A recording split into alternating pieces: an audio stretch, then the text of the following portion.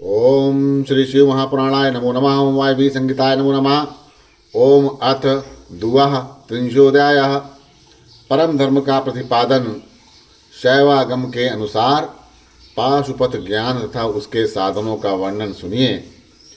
ऋषियों ने पूछा, किम तच्चेष्टमनुष्ठानम मोक्षो येन परोक्षितः ततस्य साधनम चाद वक्तु महर्षि मारुतु। वायुदेव, वह कौन सा श्रेष्ठ अनुष्ठान है जो मोक्ष स्वरूप ज्ञान को अपरोक्ष कर देता है, उसको और उनके साधनों को आज आप हमें बताने की कृपा करें। तो वायु देवता जी कहते हैं, शैवो ही परमो धर्म श्रेष्ठानुष्ठान शब्दितः यात्रा परोक्षो लक्ष्येत साक्षात् मोक्ष प्रदः। शिवा, भगवान शिव का बताया हुआ जो परम धर्म है उसी को श्रेष्ठ अनुष्ठान कहा गया है। उसके सिद्ध होने पर साक्षात मोक्षदायक शिव अपरोक्ष हो जाते हैं। सातु पंचविद्यो गेया पंचभी परभिक्रमात् क्रिया तपो जो ध्यान ज्ञान आत्मविरुत्तरे तैरेव सो तरहे सिद्धो धर्मस्तु परमो मतः परोक्षम परोक्षम चाह ज्ञानम यत्र चा मोक्षदम। वह परम धर्म पांचों पर्वों के कारण क्रमशः 5 प्रकार का जानना चाहिए।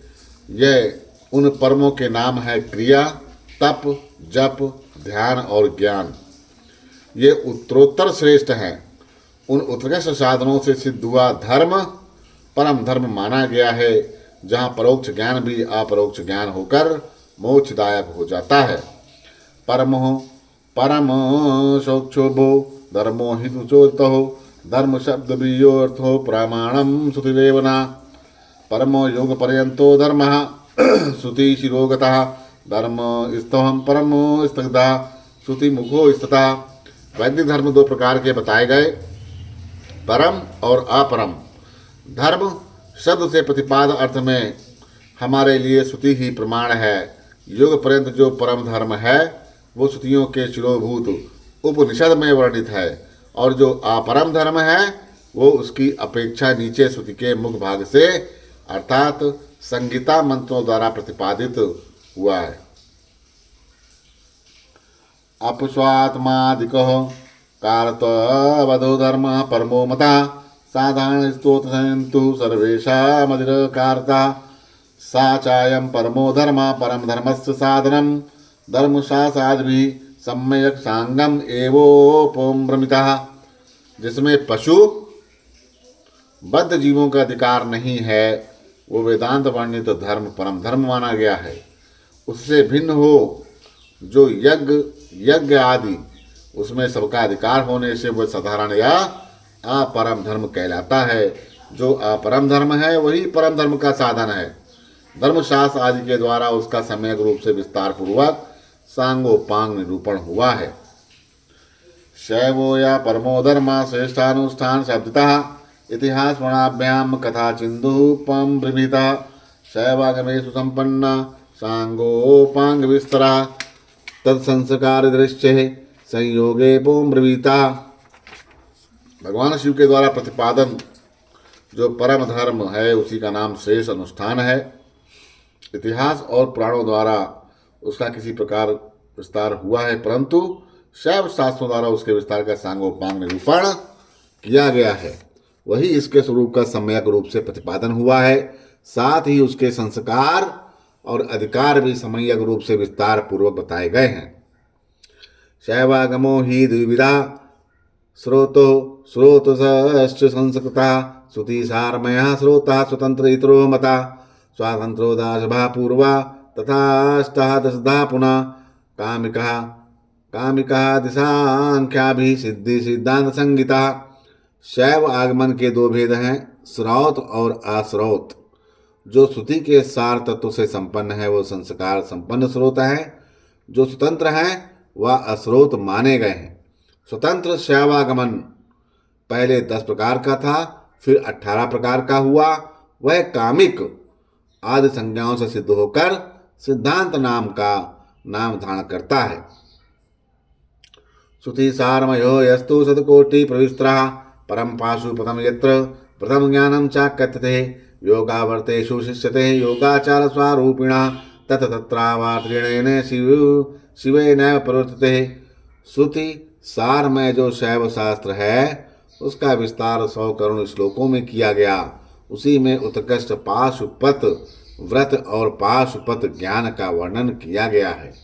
युग युग में होने वाले शिष्यों को उसका उपदेश देने के लिए भगवान शिव स्वयं ही योगाचार रूप से जहाँ तहाँ अवतीर्ण हो उसका प्रचार करते हैं।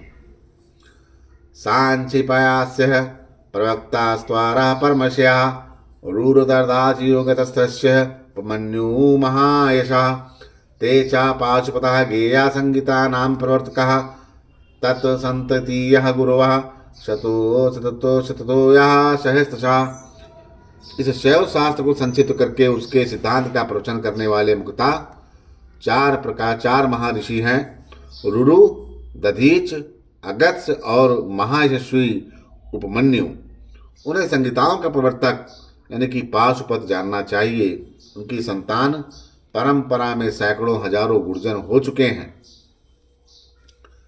तत्रोक्तः परमो धर्मा या धर्मात्मः चतुर्विधा तेषु पाशुपतो योगात् शिवं प्रत्यक्षेत दृढम् तस्माक्षेष अनुष्ठानं योगा पाशुपतो मतः तत्र उपाय को यत्तो ब्रह्माणः सो तु कथ्यते। पाशुपत सिद्धांत में जो परम धर्म बताया गया है वो चर्या है। चर्या, विद्या, क्रिया और योग ये 4 पाद हैं। तो उसमें ये चर्या एक परम धर्म है। आदि 4 पदों के कारण 4 प्रकार का माना गया। उन चारों में जो पाशुपत योग है वह दृढ़ता पूर्वक शिव का साक्षात्कार करने वाला है। इसीलिए पाशुपत योग ही श्रेष्ठ अनुष्ठान माना गया है। उसमें भी ब्रह्मा जी ने जो उपाय बताया उसका वर्णन किया जाता है। नमस्ता कामयो योगा शिवेन परिकल्पता तेन योगेन सहसा शैवी प्रज्ञा प्रजापते प्रज्ञाया परमं ज्ञानमाचिर्लभते इस तरम प्रसीदति शिवस्तस्य यस्यम ज्ञानं प्रतिष्ठितम्। भगवान शिव के द्वारा परिकल्पित जो नामाष्टकमय हो योग है उसके द्वारा सहसा शैवी प्रज्ञा का उदय होता है। इस प्रज्ञा के द्वारा पुरुष शीघ्र ही सुस्थिर परम ज्ञान प्राप्त कर लेता है। उसके हृदय में वह ज्ञान प्रतिष्ठित हो जाता है। उसके ऊपर भगवान शिव प्रसन्न होते हैं। प्रसादात्मा परमो योगो या शिवम चाप्रोक्षते शिवा परोच सतसंस्कारान् विद्यते तत् संन्यास मुक्त संसारो मुक्ता शिव समो भवेत ब्रह्मा प्रोक्त इत्युपायः सा एव प्रतुर्गच्छते। उनके कृपा प्रसाद से वह परम योग सिद्ध होता है। जो शिव का अपरोक्ष दर्शन करता है, शिव के अपरोक्ष ज्ञान से संसार बंधन का कारण दूर हो जाता है। इस प्रकार संसार से मुक्त हुआ पुरुष शिव के समान हो जाता है। यह ब्रह्मा जी ने बताया हुआ उपाय है, उसी का पृथक वर्णन करते हैं। शिवो महेश्वरश्चैवो रुद्रो विष्णु पितामह संसार वैदा सर्वज्ञः परमात्मेति मुक्ता। शिव, महेश्वर, रुद्र, विष्णु, पितामह यानी कि ब्रह्मा, संसार वैद, सर्वज्ञ और परमात्मा, ये मुख्यतः 8 नाम हैं। ये 8 मुख्य नाम शिव के प्रतिपादक हैं। नामाष्टकामिदं मुख्यं शिवस्य प्रतिपादकम् आदाम तु पंचकं ज्ञानं ज्ञेयं शान्ततीतः धनुक्रमात् संज्ञा सदा शिवादीनानां पंचोपाधि परिग्रहात् उपाधि विनिवृत्तौ तु यथा स्वयं विनर्तते पदमेव हि तम नित्यः पदिना स्मृतः पदानाम परिवृत्तो तु मुच्यते मुच्यन्ते पदिनो यथा। उनमें से आदि के 5 नाम क्रमशः शांतता आदि 5 कलाओं से संबंध रखते हैं। उन 5 उपाधियों को ग्रहण करने से सदा शिव आदि के बोधक होते हैं। उपाधि के निवृत्त होने पर इन भेदों की निवृत्त हो जाती है। वह पद तो नित्य हैं, किंतु उस पद पर प्रतिष्ठित होने वाले अनित्य कहे गए। पदों का परिवर्तन होने वाले पाद वाले पुरुष मुक्त हो जाते हैं। परिवृत्तंतरे भूय स्तत पद प्रवृत्ते रुचते आत्मातराभिधानम स्यादाधानम नाम पंचकम आयन्यन्तु त्रितयं नाम्ना पादं योग्याता त्रिविधोपाधिवचनाक्षिव एवानुवर्तते। परिवर्तन के अनंतर पुनः दूसरी आत्माओं को उस पद की प्राप्ति बताई गई है। उन्हीं के वे आदि के 5 नाम नियत है। उपादान आदि के योग से अन्य 3 नाम संसार वैद्य सर्वज्ञ और परमात्मा, ये 3 वैद्य हैं। ये भी त्रिविध उपाधि का प्रतिपादन करते हुए शिव में ही अनुगत होते हैं। अनादिमल संश्लेषः प्रागभावस्तभवातः अतयन्तम परिशुद्धयेतमयोऽयं शिव उच्यते। अथवा शेष कल्याण गुणैका कथन ईश्वरः शिव उच्यते सिद्धा शिव तत्वरार्थवाद भी। अनादिमल का संसर्ग उनमें पहले से ही नहीं है तथा वे स्वभावतः अत्यंत शुद्ध स्वरूप है, इसीलिए शिव कहलाते हैं। अर्थात वे ईश्वर समस्त कल्याणमय गुणों के एकमात्र घनीभूत विग्रह हैं। इसीलिए शिव तत्व के अर्थ को जानने वाले श्रेष्ठ महात्मा ही उन्हें शिव कहते हैं। उन्हें शिव कहते हैं। त्रयोविंशति त्वेभ्यः प्राकृतः परामतः प्राकृतेस्तु परम प्राहु पुरुषम पंचविशंकम ये वेदादौ स्वरम प्राहु वाच्यवाचक भावता। 23 तत्वों से परे जो प्रकृति बताई गई, उससे भी परे 5वें तत्व 25वें तत्व के स्थान में पुरुष को बताया गया, जिससे वेद के आदि में ओंकार रूप कहा गया है। ओंकार और पुरुष में वाच्यवाचक भाव संबंध है। वेदैक वेदा यथात्मा द्वैत वेदांतो च प्रतिष्ठितः तस्य प्रकृतिलीनस्य या परा सा महेश्वरः तदधीन प्रवृत्ति प्रावक्त प्रवृत्ते पुरुषस्य च अथवा त्रिगुणं तत्त्वमेपायुधं माया तुम प्रकृतम विद्यामायनम तु महेश्वरम। उसके यथार्थ स्वरूप का ज्ञान एकमात्र वेद से ही होता है। वे ही वेदांत में प्रतिष्ठित है, किंतु वह प्रकृति से संयुक्त है। अतः उससे भी परे जो परम पुरुष है उसका नाम महेश्वर है, क्योंकि प्रकृति और पुरुष दोनों की प्रवृत्ति उसी के अधीन है। अथवा यह जो अविनाशी त्रिगुणमय तत्व है, इसे प्रकृति समझना चाहिए। इस प्रकृति को माया कहते हैं। यह माया जिनकी शक्ति है, उन मायापति का नाम महेश्वर है। माया विक्षोभो कोनंतो महेश्वर समन्वात कालात्मा परमात्मा आदि स्थूला सूक्ष्म प्रकीर्तता रुद्र दुखम दुखो न हेतवा तदा वयति ना प्रभु रुद्र इच्छते सिद्धा शिव परम कारणम। महेश्वर के संबंध में जो माया अथवा प्रकृति में क्षोभ उत्पन्न करते हैं, वे अनंत या विष्णु कहे गए हैं। वे ही कलात्मा और परमात्मा आदि नामों से पुकारे जाते हैं। उन्हीं को स्थूल और सूक्ष्म रूप भी कहा गया। दुख अथवा दुख के हेतु का नाम रथ है। जो प्रभु उसका द्रावण करते हैं, उसे मार भगाते हैं। उन परम कारण शिव को साधु रूप रुद्र कहते हैं। उन्हें रुद्र कहते हैं। तत्वादिभूत पर्यंतम शारीरा दष्टतंदिता व्याप्यादिष्ठति शिव स्तोतो रुद्र इति स्थितः जागता पितृभूतानाम शिवो मूर्त्यानामापि पितृभावेन सर्वेषां पितामह उदीरिता। कला काल आदित्यों से लेकर भूतों में पृथ्वी पर्यंत जो 36 तत्व हैं, उन्हीं से शरीर बनता है।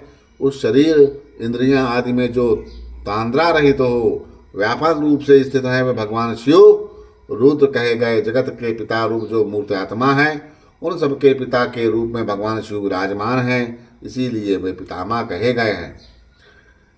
निदान आज्ञो यथा वेदो रोगस्य विनिवर्तकः उपाये वेशस्ते दल्लम्ब्य भोगाधिकारतः संसारेश्वरो नित्यं समूल्यश निवर्तकः संसार वैद युक्तः सर्वतत्वार्थ विदे भी।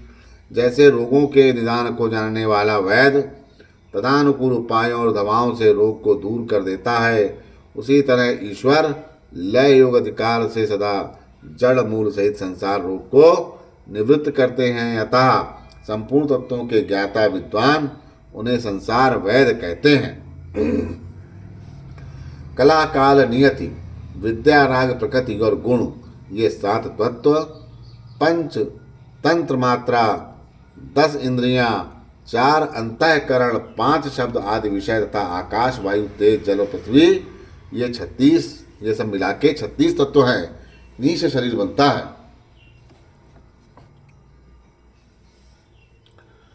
दशार्थ ज्ञान सिद्ध्यार्थमेन्द्रियेषु सत्स्वपि त्रिकाल भाविनो भावानि स्थूला सूक्ष्मना विशेषता अणवो नैव जानन्ति माया एव मलावृतः अस्तवापि च सर्वेषु सर्वार्थ ज्ञान हेतुषु यथा था विशतं वस्तु तथैव सदाशिवः आत्मनित्यनेव जानाति तस्मात् सर्वज्ञ उच्यते सर्वात्मा परमेदविर्मो नित्य समन्वयात् स्वः इस्मात् परमात्मा विरह परमात्मा शिवा स्वयं।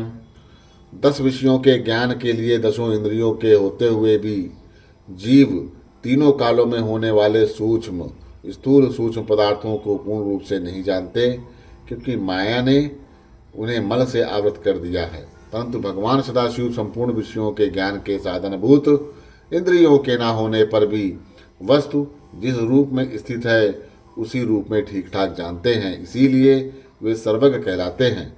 जो इन सभी उत्तम गुणों से नित्य संयुक्त होने के कारण सबकी आत्मा है, जिनके लिए अपने से अतिरिक्त किसी दूसरी आत्मा की सत्ता नहीं है, वे भगवान शिव स्वयं ही परमात्मा है।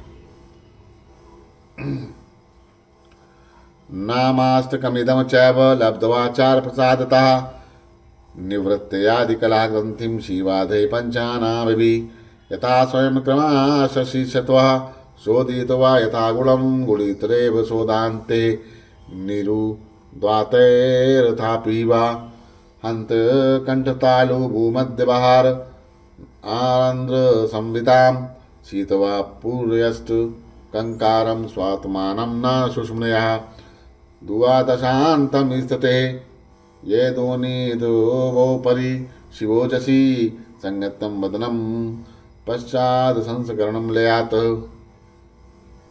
आचार्य की कृपा से इन्हीं 8 नामों का अर्थ सहित उपदेश पाकर शिव आदि 5 नामों के द्वारा निवृत्त आदि 5 कलाओं की ग्रंथिका क्रमशः छेदन और गुणों के अनुसार शोधन करके गुणित उद्घात युक्त और अनिरुद्ध प्राणों के द्वारा हृदय कंठ तालु भ्रू मध्य और ब्रहारंध्र से युक्त पुर्यष्टक का भेदन करके सुषुम्ना नाड़ी के द्वारा अपने आत्मा को सहस्रार चक्र के भीतर ले जाया जाए। उसका शुभ वर्ण है, वह तरुण सूर्य के सदस्य रक्त वर्ण के केसर के द्वारा रंजित हो अधोमुख है। उसके 50 दलों में स्थित आ से लेकर छा तक सा बिंदु अक्षर कणिका के बीच में गोलाकार चंद्रमंडल है।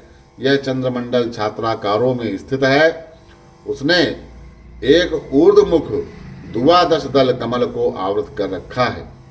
उस कमल की कर्णिका में विद्युत सदस्य अखाथादि त्रिकोण यंत्र है। उस यंत्र के चारों ओर सुधा सागर होने के कारण वह मणिद्वीप के आकार का हो गया। उस द्वीप के मध्य भाग में मणिपीठ है और उसके बीच में नाद बिंदु के ऊपर हंस पीठ है। उस पर परम शिव विराजमान है। उक्त चंद्रमंडल के ऊपर स्थित शिव के तेज में अपनी आत्मा को संयुक्त करे। शाक्ते नाम अमृत वर्षेण सासिक्त्या नाम तनो पुनः अवतार स्वत्व स्वायात्मा नाम मामृतायात्मा कृतिम यदि द्वादशान्ता स्थिते सेयन्दो परास्ता चैव पंकजे। समासीनं महादेवं शंकरं भक्तवत्सलं अर्धनारीश्वरं देवं निर्मलं मधुराकृतिं शुद्ध स्फटिक संकाशं प्रसन्नं शीतलोदकम्। इस प्रकार जीव को शिव में लीन करके शाक्त अमृत वर्षा के द्वारा अपने शरीर के अधिषिक्त होने की भावना करें। तत्पश्चात अमृतमय विग्रह वाले अपने आत्मा को ब्रह्मांड से उतार कर हृदय में द्वादश दल कमल के भीतर स्थित चंद्रमा से परे श्वेत कमल में अर्धनारीश्वर रूप में विराजमान मनोहर आकृति वाले निर्मल देव भक्त वत्सल महादेव शंकर का चिंतन करें। उनकी अंग कांति इस शुद्ध स्फटिक मणि के समान उज्ज्वल है। वे शीतल प्रभाव से युक्त और प्रसन्न हैं।